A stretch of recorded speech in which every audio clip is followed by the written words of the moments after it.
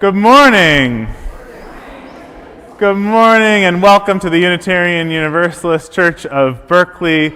My name is Reverend Marcus Liefert and I am so glad to be with you this morning. We hope that no matter who you are, no matter whom you love, no matter how you experience the sacred or how you make your living, you will feel welcome here in the fullness of your being. If you're visiting with us today, I offer you an especial welcome, and if you would like to find out more about what's happening in the life of our community, you can talk to folks at the welcome table in the atrium after the service. You can always find out more on our website. We have a special guest with us this morning, Inara Morgenstern. I offer another special welcome to you. Thank you. Thank you, Inara, for being here. Brian, unfortunately, is sick with COVID. And so Inara is filling in last minute. So thank you, Inara, and thank you all for bearing with us. We are talking about masks this series of worship. The masks we wear and how they serve us, or maybe how they don't, and how we take them off. And today we'll be thinking about what are the masks we wear to belong, maybe even here in this community where we do strive to welcome one another in the fullness of our being. So thank you for showing up, whether you're wearing a mask, literally, figuratively, or not at all. Let's rise in body or in spirit and sing together. Come, come, whoever you are.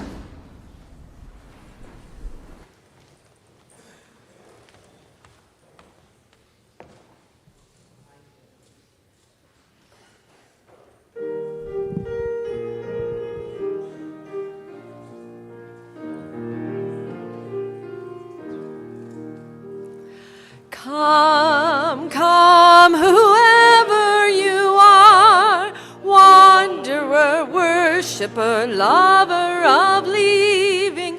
Ours is no caravan of despair. Come, yet again come. On this side. Come, come, whoever you are. Come.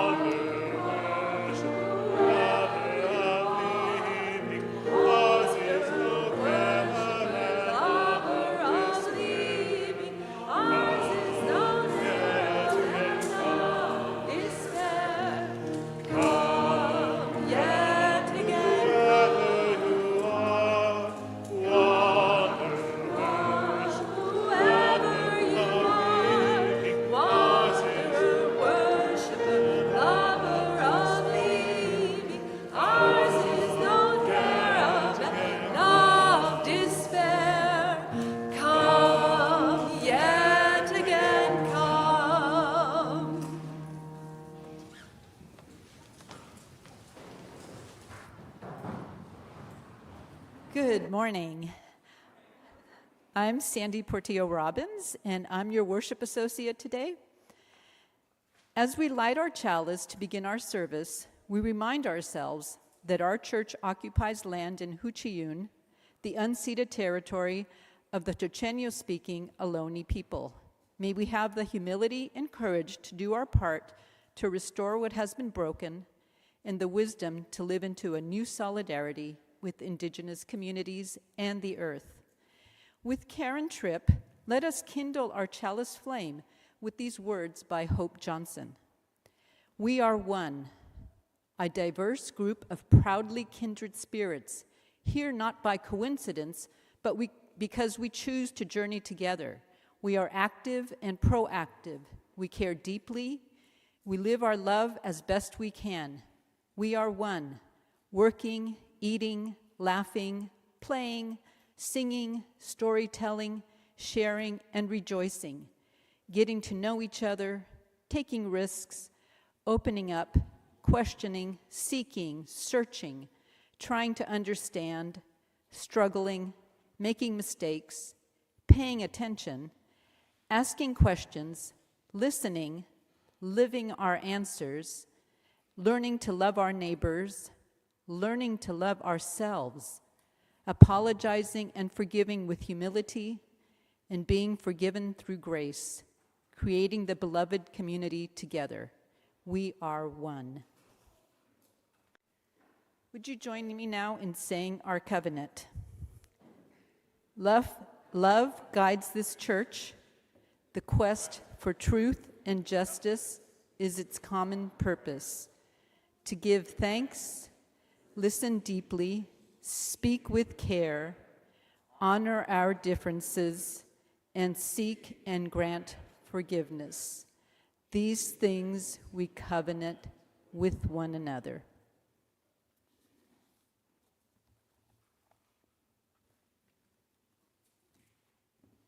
We have a special guest storyteller who is no stranger to our community, a longtime member, Anne Riley, who is a storyteller. So if you want to come on forward and join us, kids or young at heart of all ages, come on and join us on the stairs. Anne has a special story to share with you. Good morning, good morning. You can all hear me? Good. All right. Well, this is an old favorite story of mine. And it begins like this. The old man had slept the night on the edge of the village. He awakened at his usual time, just before sunrise, as a warm wind swept over the land, gathering up faint aromas that sweetened the air. Oh, there was a small garden here and tiny blossom there and pungent whisper memory of a dying water hole. And he sat up and he looked to the east where the sky was beginning to brighten, and he began his morning devotions. He started with prayer, as he had done almost every day of his life. And it was during these prayers that he heard sounds of hurried footsteps behind him, and then a voice. "Master, Master, oh, where is it?" Well, he turned, and there standing behind him was a young peasant. He was dressed in rags. The young man was excited. His chest was heaving up and down. His eyes were intense, questioning. The old man studied him for a moment. "What is it that you are asking of me?" Well, he bowed slightly to his elder. I think maybe to calm himself a bit. "Oh, I had a dream last night. And in my dream, I came to the edge of the village and I met a holy man. And here you are now." "Oh, and in my dream, the holy man gave me a precious jewel." "Oh, yes." The old man reached down and retrieved from a clump of grass a ruby the size of a fist. "Oh, you must mean this. You know, I found it, and I don't know where. But I have no use for it. I mean, you may have it."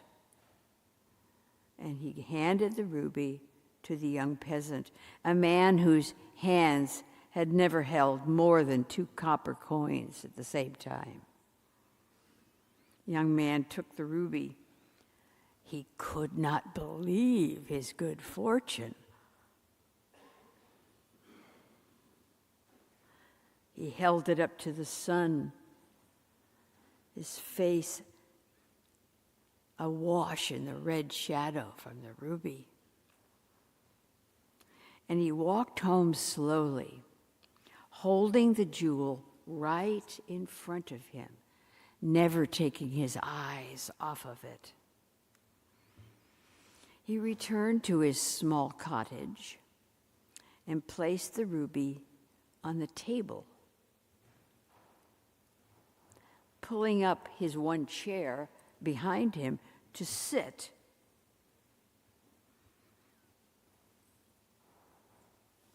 And he could gaze at the ruby in front of him. He could not take his eyes off it.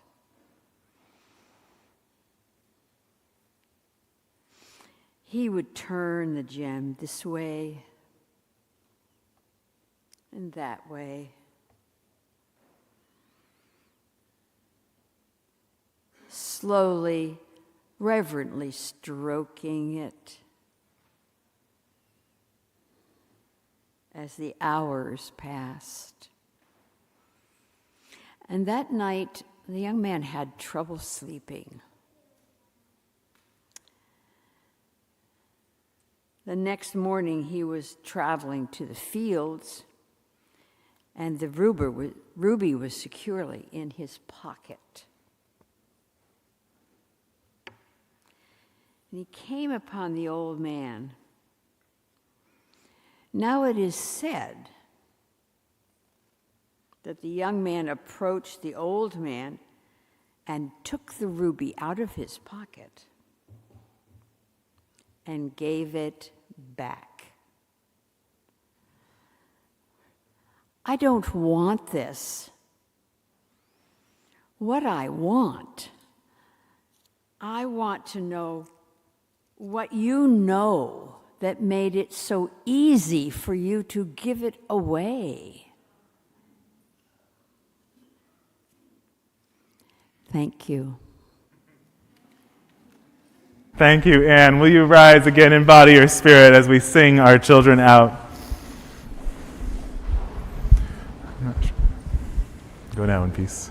We'll have to sing. We're going to sing it a cappella today. Go now in peace.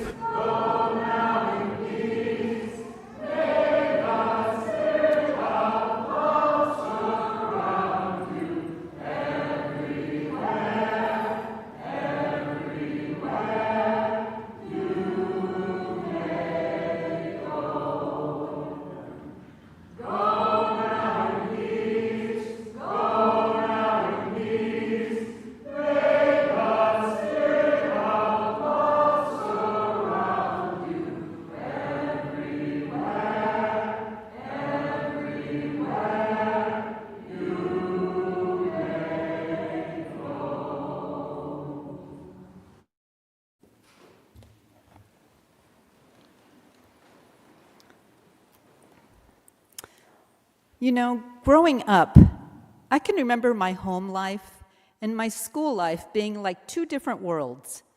I imagine many of you felt the same way. At home, we mostly spoke Spanish, and at school, it was English, of course. However, the fact that I could speak 2 languages was something I always remember feeling good about, not something to hide. I can remember also carpooling with 2 girls, daughters of my parents' friends, who pretended like they didn't speak or understand Spanish. I didn't really get why they did this until I overheard my parents saying that they felt vergüenza, shame for being immigrants, for being Latinas. I had never felt the need to hide that part of my identity. It is part of who I am. However, I did have a time when I didn't reveal it, and I feel deeply ashamed to not have spoken up. This was over 30 years ago.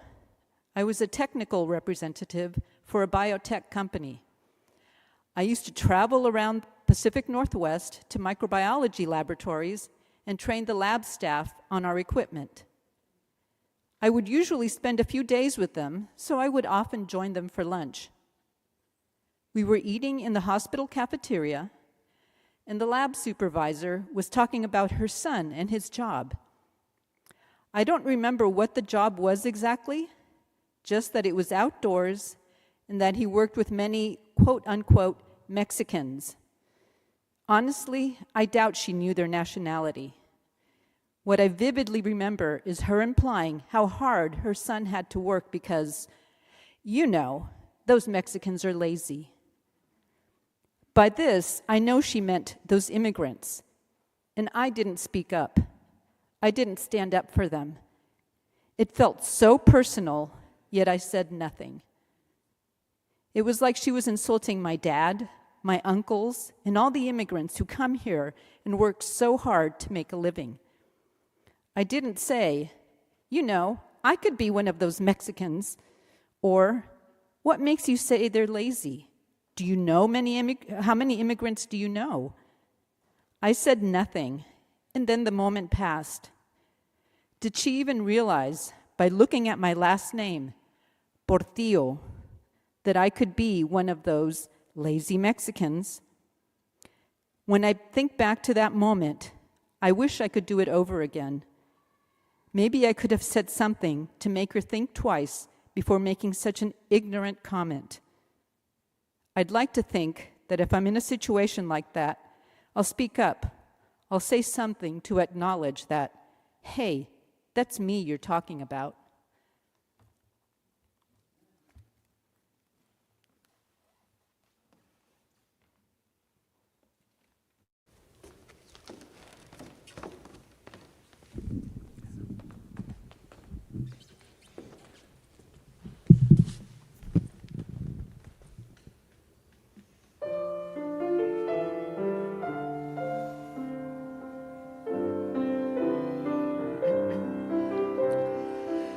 If I loved you, time and again I would try to say all I'd want you to know.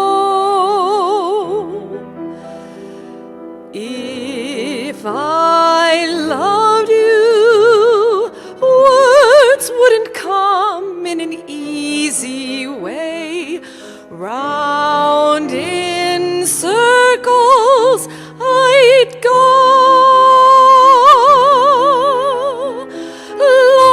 longing to tell you, but afraid and shy. I'd let my golden chances pass me by. Soon you'd leave me, off you would go in the mist of day, never, never to know how I love you. If I loved you.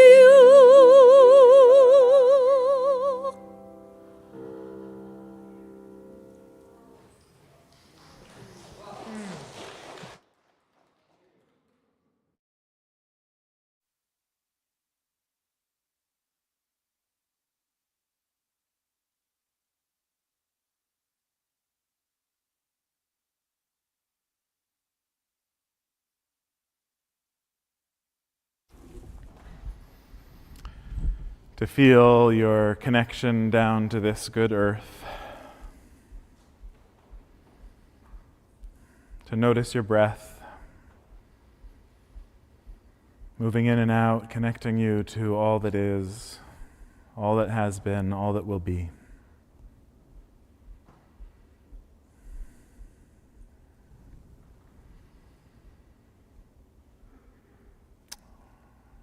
In the holy mystery of this time, this place,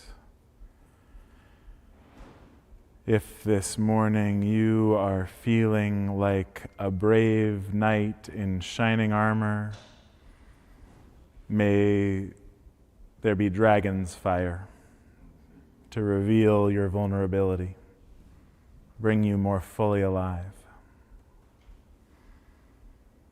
If you are feeling like a lost child, may you discover you have laid a trail of breadcrumbs that is always leading you back to your own resourcefulness.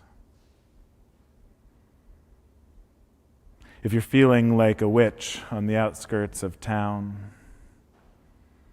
may you feel your art witnessed by generations past and those yet to come.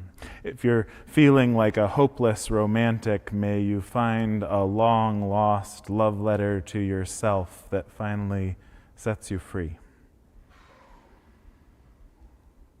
If you're feeling like a kingdom under siege, may you hear the sweet songs of courage and loyalty stirring from the voices within you.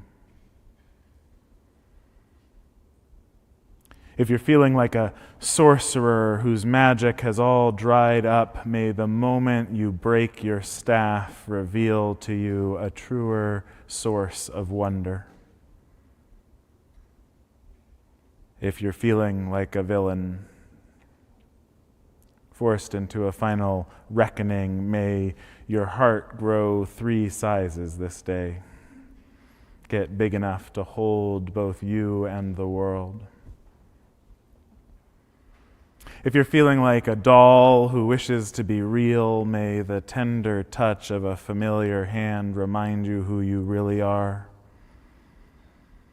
If you're feeling like a giant with the weight of the world on your shoulders, may the lure of your heart's passion pull you out from under your burden.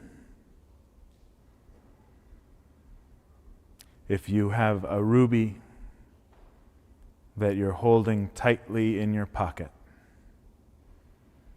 may you meet a wise elder who knows how easy it is to let it go.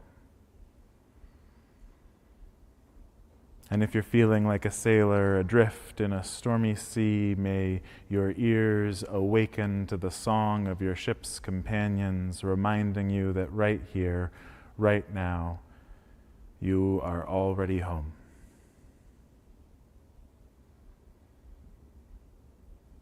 May we dwell in this stillness, this quiet, this home together.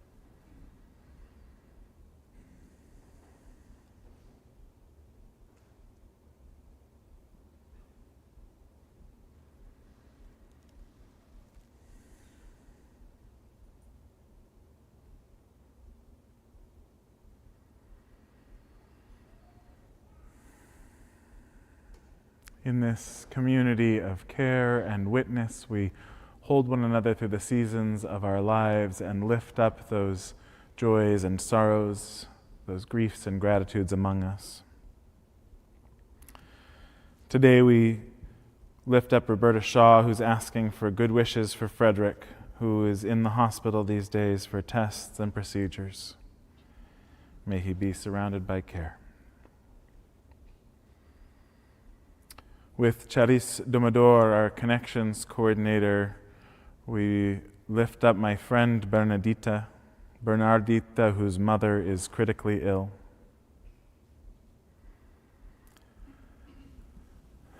And with our executive director, Tess, we lift up her husband, Brian, who's been diagnosed with stomach cancer and who's beginning treatment this month.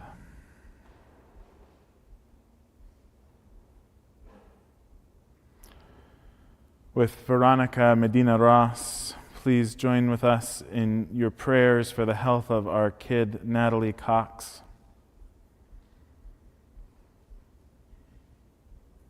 And where so many of our hearts are this morning, we also pray, she writes, for all children suffering in war zones.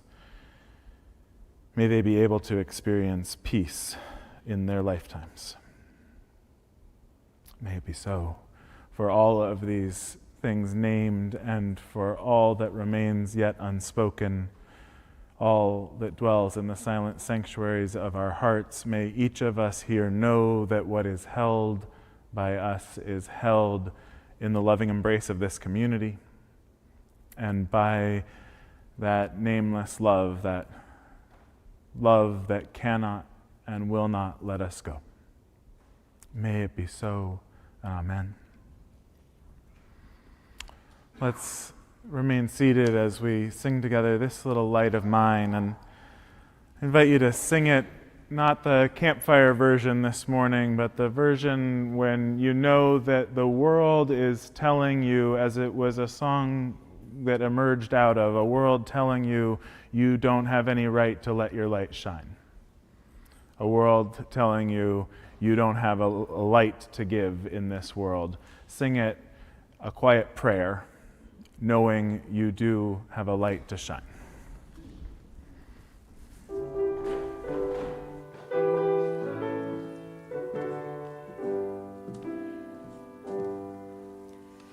This little light of mine, I'm gonna let it shine. This little light of mine, I'm gonna let it shine. This little light of mine, I'm gonna let it shine. Let it shine, let it shine, let it shine.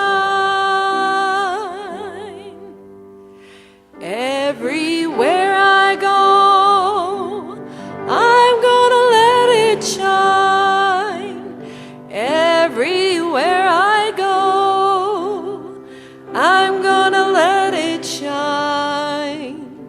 Everywhere I go, I'm gonna let it shine. Let it shine, let it shine, let it shine. Building up a world, I'm gonna let it shine. Building up a world, I'm gonna let it shine. Building up a world, I'm gonna let it shine. Let it shine, let it shine, let it shine.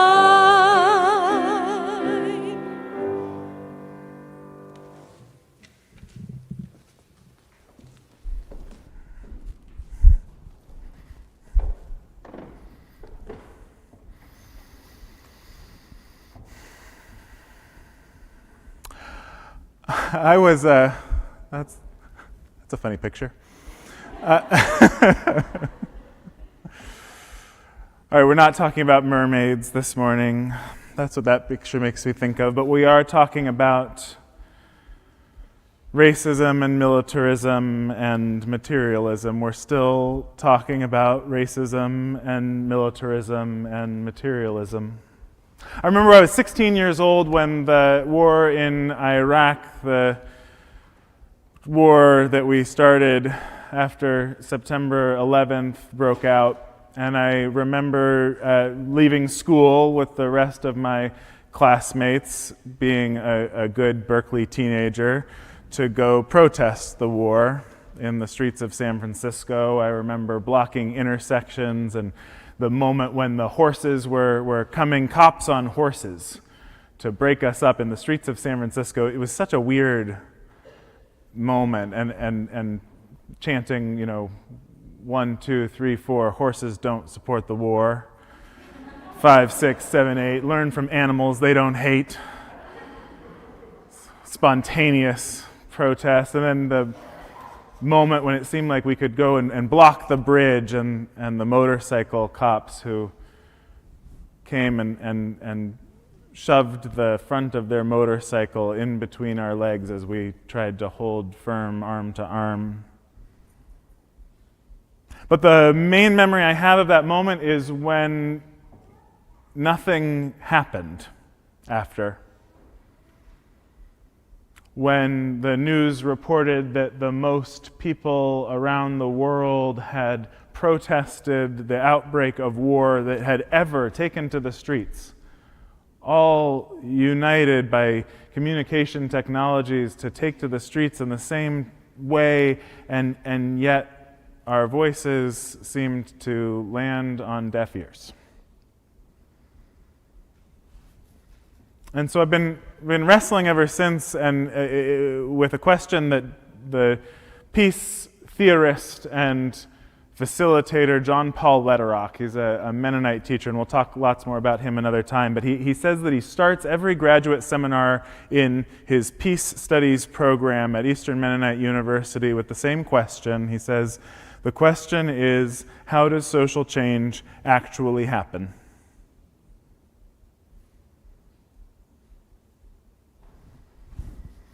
And so today, for me, is about taking that great sphere of impact, that great sphere of concern, that great sphere that of everything that I care about and want to do something about, and pulling myself inward towards that sphere of influence, what I can actually do something about. Lederach says, over the years, I have come to intuit more than scientifically prove, to feel more than quantify, that the center of building sustainable justice and peace is the quality and nature of people's relationships. That it's about the quality and nature of relationship, which is, of course, what we do here, why we come here. And when I ask people, why do they come here? Why do you make this effort on Sunday morning when, you could be out hiking in Tilden Park or all number of other good things? What I hear over and over again is community, these relationships. And I sometimes hear it said like this, that I come because I want to gather with a community of like-minded people.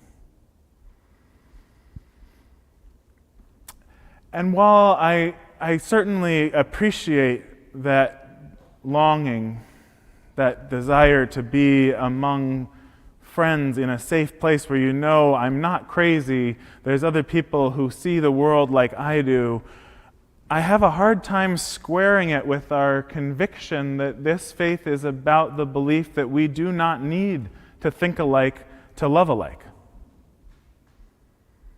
We attribute that to the early Unitarian Francis David in Transylvania, but it's this sentiment that we still hold.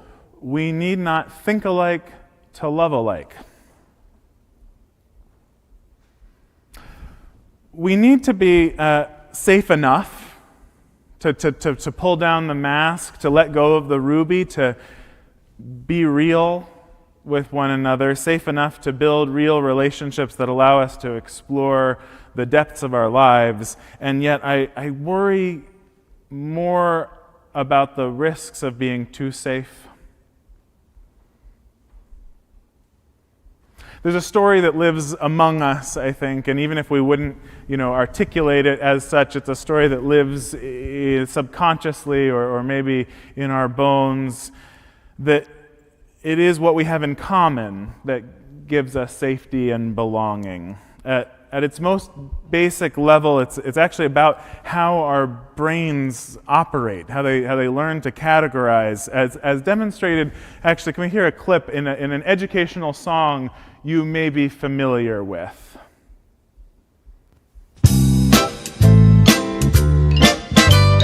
One of these things is not like the others. One of these things doesn't belong. Can you tell which thing is not like the other by the time I finish this song?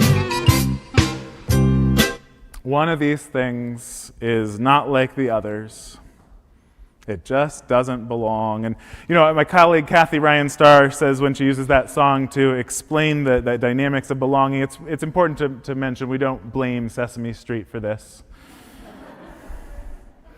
It's this universally human phenomenon because it's about the way that our brains work. The social psychologist at Harvard, Mahzarin Banaji, she says that the mind is a difference-seeking machine.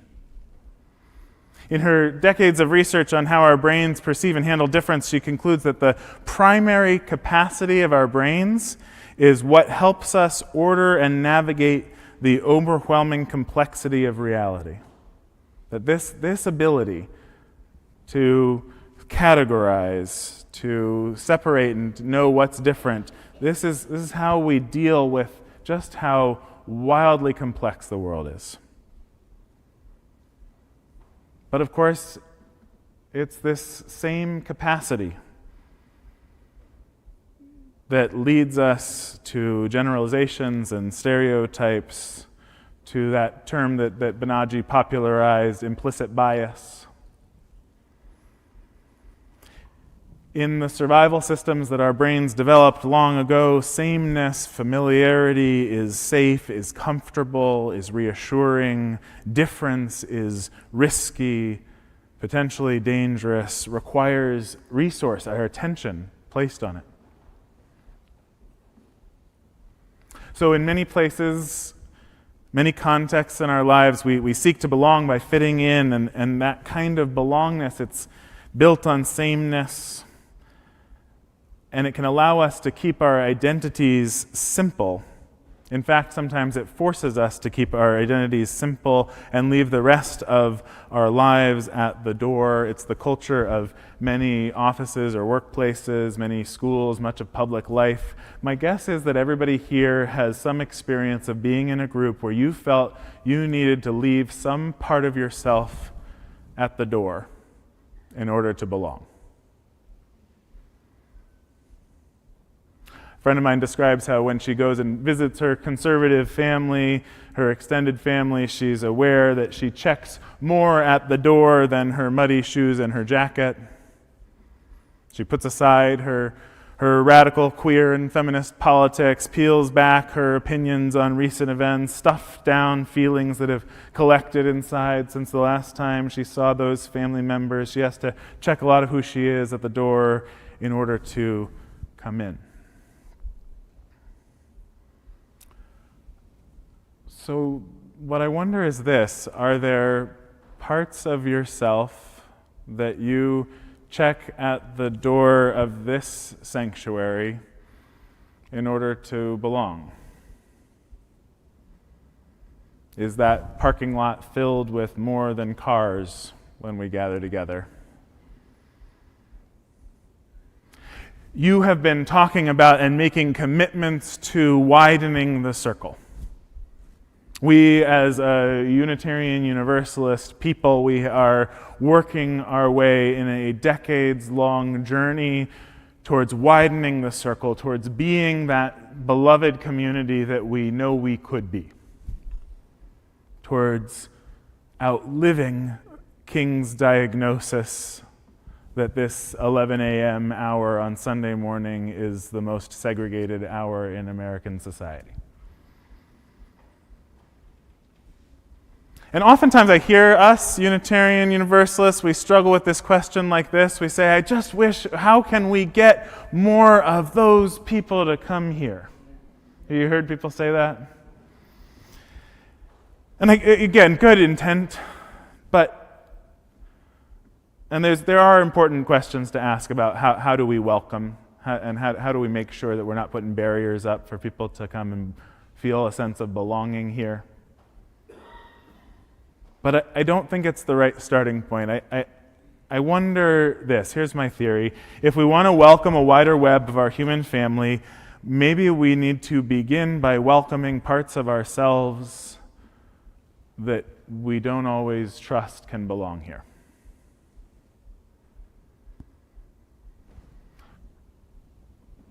What are the cultural norms here?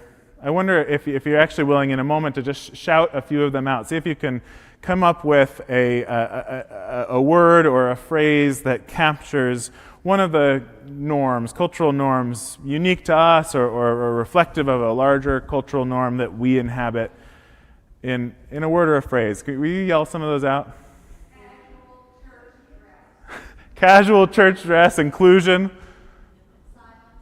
Silence. Intellectualism, being coupled.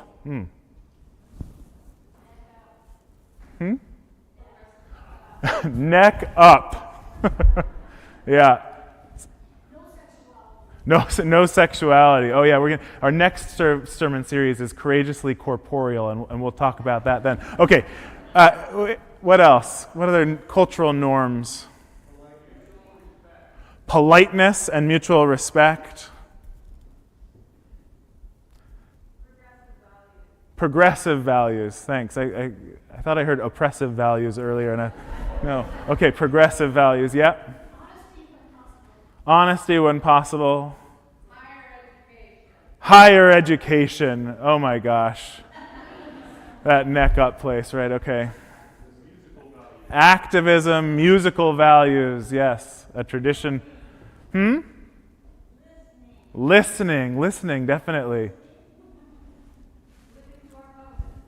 Living to our covenant. You know, I was thinking about the covenant, hearing a lot of your responses. We say this shortened version of our covenant every Sunday. We have a longer version that we talk about with members when they're new people who are joining and signing the book. I worry sometimes that when we say those words, what we're really saying is that we'll be nice, that we won't disagree in ways that make people feel uncomfortable, that we'll smooth things over. You know, we are, as Unitarian Universalists, we do reflect. We have a broad range of cultural identities in this room and in this community, but we inherit a waspy culture. Right? White Anglo-Saxon Protestant tradition right here. That's what made this place. And while we've been steadily and steadfastly and effortfully working on moving in a different direction for decades, that cultural DNA is strong. It does have that kind of highbrow attitude. And it manifests in so many ways in the life of our congregations, not just here, right? Tell me if I'm off the mark here, but I think that probably it's quite safe and easy among us to talk about something you heard on NPR or read maybe in the New Yorker. But if your interests run more along the lines of The Bachelorette, or if you're an avid reality TV fan and watched every season of Survivor, like some Unitarian Universalists I know, I wonder if you'd feel comfortable talking about that here. Or if your taste in music is more punk rock or pop or praise gospel, more than classical and maybe a little bit of folk and show tunes. Would you feel comfortable here? Would you feel like you belong? Or maybe there's just areas of your life, messy parts of ourselves that we feel like we have to check in the parking lot in order to fit in financial troubles or relationship troubles or challenges with addiction or mental health in your family. Or maybe it's about spirituality. Do you ever worry that your beliefs and practices, your real, the truly, what you really believe in practice would be misunderstood or not welcome if people really knew who you really are, what you really do? You know, it can be the case, and still is in many places, to be uncomfortable, that it's uncomfortable and unwelcome to declare oneself an atheist or a humanist.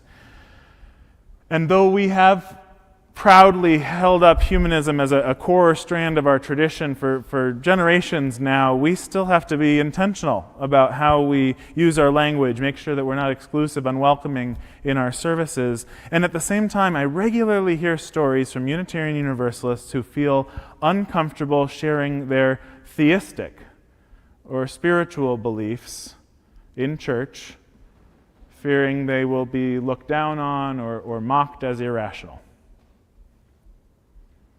And actually, I want to share a piece of a sermon that my colleague Marlon Lavenhar gave a few years ago in General Assembly, our big UU gathering up in Portland. He was talking about a big story that had happened at his church in Tulsa, Oklahoma. This is our largest Unitarian Universalist congregation, and there's a story that you can actually watch as a movie about it on Netflix, and it's been documented in all sorts of ways, about Bishop Carlton Pearson, who was an black evangelical Pentecostal minister who discovered that he was a Universalist. And in discovering he was a Universalist, lost his denomination and his congregation. And the small community, it went from thousands to 300. They came with him to join All Souls, the Unitarian Universalist Church in Tulsa. And of course, as you can imagine, this community, this black Pentecostal community joining All Souls in Tulsa had an impact on a Unitarian Universalist church. And this is one of the things that happened. Marlon noticed this. Let's say, for instance, that I tell you I speak in tongues. Would you laugh at me and think I'm ridiculous? What if I believe in Jesus Christ as the incarnation of God, and I read the Bible as a way of deepening my understanding of myself and the world? Can I be a member of your church? I mean, really, can I feel welcome? So what if I think God is real and prayer is powerful and ritual is effective? Would your church embrace me? Would you? Because our churches are based on the premise that there is no test of faith or belief, which allows us to have an incredible diversity of believers at the table, and yet I've seen the reactions, he says, some people get when they share certain beliefs in our congregations. And then he goes on to tell this story. He says, 3 months after All Souls welcomed the Pentecostal church, a long-time white member of the church walked into my office one day, and he's a staunch humanist, a lawyer, about 60 years old, and he says, Marlon, I want to tell you something that I would never have told anyone in this church and never have. I grew up Pentecostal, and to this day, I still speak in tongues. Marlon says, I tried not to look too surprised. Got minister face. But I was shocked. I asked how often. And he said probably about once or twice a week. He described it as a kind of meditation that allowed his mind to rest. And Marlon says, once I got over my initial disbelief and quietly checked my own prejudices, I was struck hardest by realizing this is a central part of his spiritual life. And he spent 30 years in our congregation and has never felt he could tell anyone in our church without being judged negatively, maybe even made to feel like an outsider. And he was right. So it makes me wonder, among us, even here, even now, what stories do we keep from telling? What parts of ourselves do we tuck away to ensure we will belong? I think there's a paradox here to safety and aliveness. We find that safety by making ourselves smaller and cutting off parts that we worry will make us vulnerable, keep us from belonging. And yet, that safety itself is so dangerous because it cuts us off from the aliveness that we all long for. That aliveness that Howard Thurman, Reverend Dr. King's mentor, spoke of when he said, and you've heard it before and you'll hear me say it again and again, don't ask yourself what the world needs. Ask yourself what makes you come alive and go do that.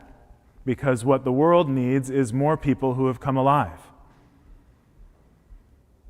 Too much safety isn't good for us.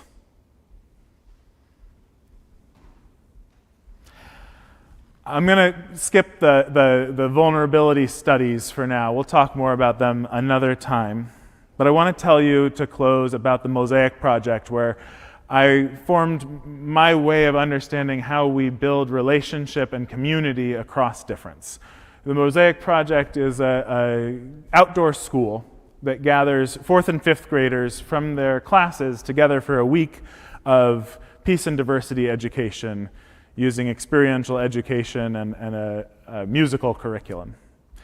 3 classes will come together from very different schools, a wealthy private school, an inner city school, something in between. They'll get mixed up in cabins for a week and taken through this curriculum. The idea is based on contact theory, that it's not just enough to be in contact with people who have differences than us, but that we actually have to talk explicitly about those differences.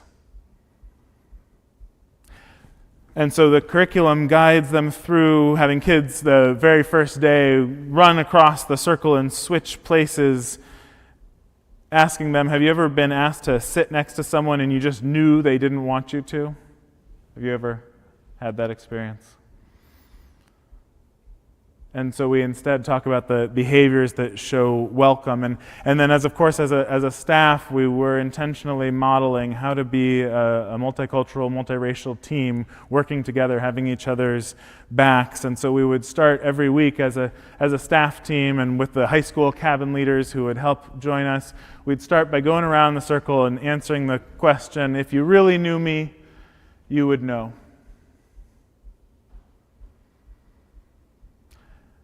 So I'd try and come up with something new every week. If you really knew me, you would know I won chess tournaments as a child. If you really knew me, you would know that even though everyone has always asked me what football position I play, I've never played football.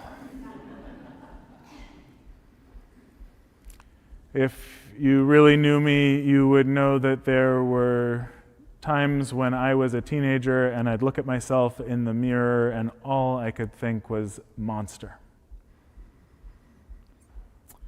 If you really knew me, you would know that some of the hardest moments in my life have been when I've lost touch with our consensus reality, when I've had a psychological breakdown, a psychosis that while I experienced it, felt like a spiritual awakening. If you really knew me, you would know that I love doing this with you and it terrifies me every week. So I want to invite you as we close to just take a moment to turn to someone near you, maybe a group of 2 or 3, and just take a second to go back and forth. If you can come up with a couple things to tell, maybe something that'll surprise. Doesn't have to be revealing a deep dark secret at your comfort level, but maybe something they don't know. If you really knew me, you would know. Would you just try that for a second? Find someone to tell around you in the pew.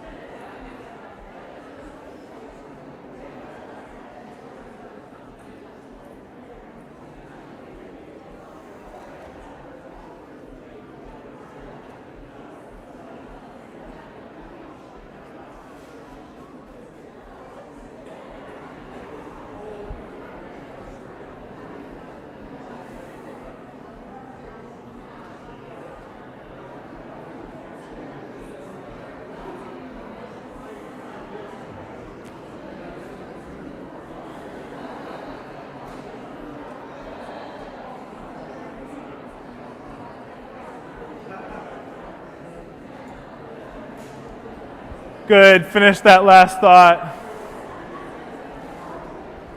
All right, you can have these conversations more in coffee hour. You don't have to stop talking about this forever, just for now. Because I want to end you with a thought. I want to end this with one last thought, that we are here working together in these weird and hopefully beautiful ways. We are working on wrestling with these questions of racism and militarism and materialism. We are working towards building a peaceful, just, and beautiful world, and if we're going to build that multicultural, beloved community that we dream about, the welcoming, inclusive vision that we seek to embody, if we're going to make the peace in this world where our differences so often divide us, let's start with ourselves, with inviting one another to bring our whole selves all the way. Let's practice risking vulnerability and receiving that risk with warmth and with care. May it be so. Amen.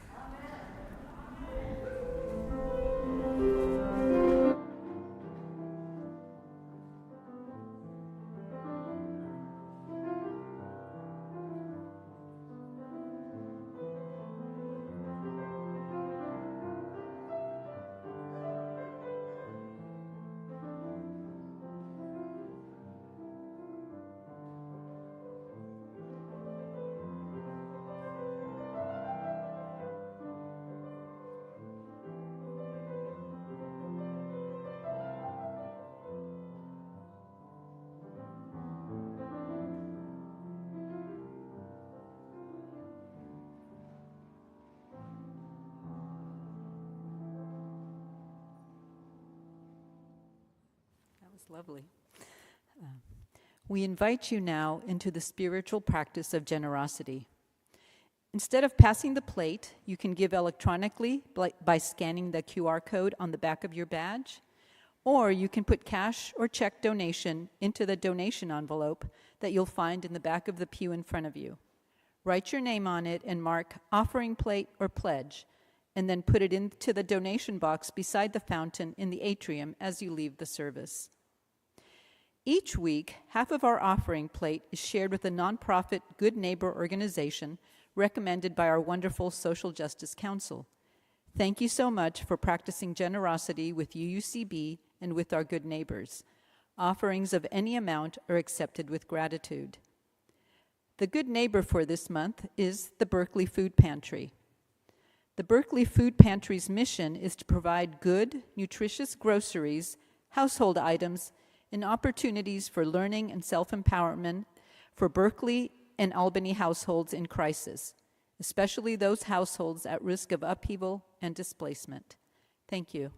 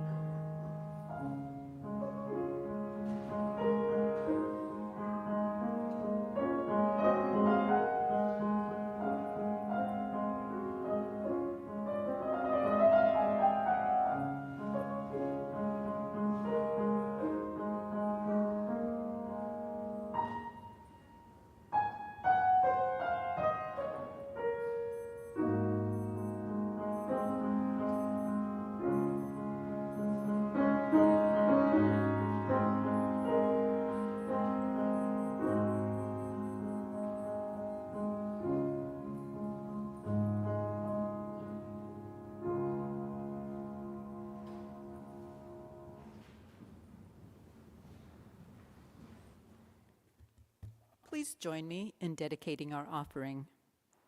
We dedicate our offering and ourselves to the mission of this congregation, to create loving community, inspire spiritual growth, and encourage lives of integrity, joy, and service.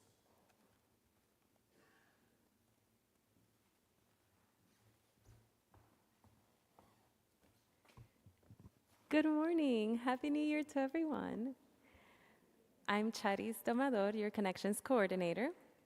If you're new to our church and you'd like to learn more about how to get connected, I welcome you to find me or any of the greeters at the welcome table in the atrium after the service.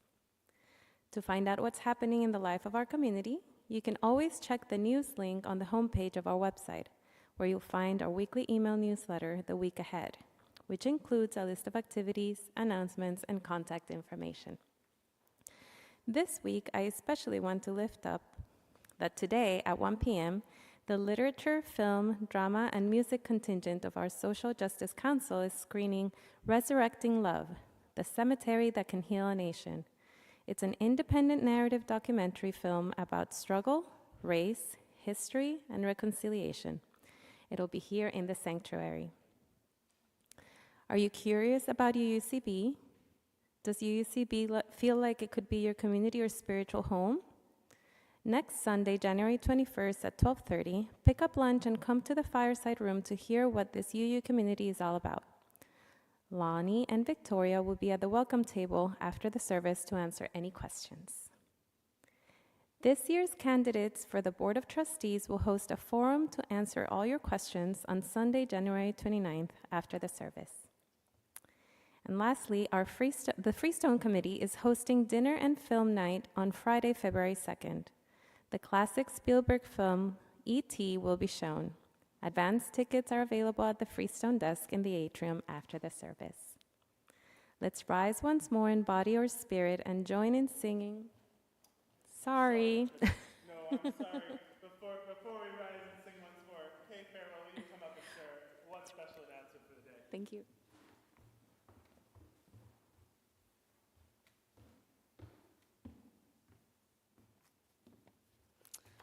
Hi, I'm Kay Farewell, and I'm a member of your Board of Trustees. And I just want to let you know that you have one more week to contribute to our staff appreciation gift.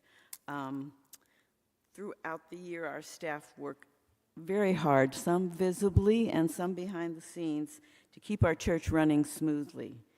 Administration, audio-visual, connections, facilities, family ministry, and music. We're halfway to our goal of $2,200. That's $100 for every staff member. Of course, more would be better. The donation box is in the atrium and will be there next Sunday also. Please let me know if you have any questions. We're asking for cash since other ways of contributing cause tax issues. So please contribute. Thank you. Thank you, Kay. Thanks for leading that effort. And once more, please do, if you're considering making this place your spiritual home, if you'd like to learn more about it, join me and the wonderful welcoming team next Sunday after the service. I look forward to seeing you there. Will you rise in body or spirit? It's come and go with me to that land.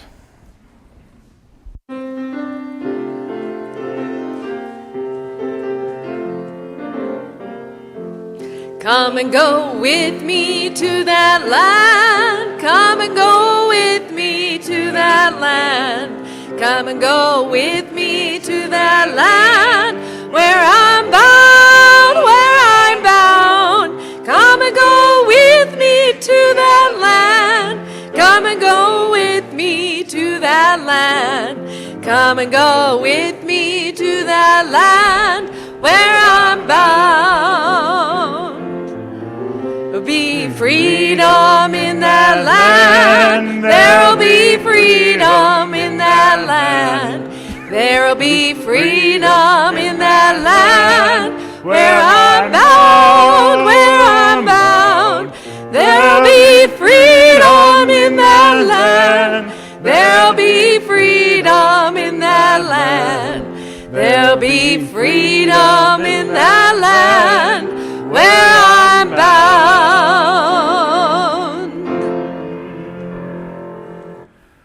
Will you reach out a hand or touch a shoulder or an elbow? Let us be connected. Let us remember that truth, that we are one body and we depend on each other more than we know. May our truest selves, all of those masks we'd rather not show, find a place among us, that we may become that liberatory, beloved community we dream of being. May it be so, and amen.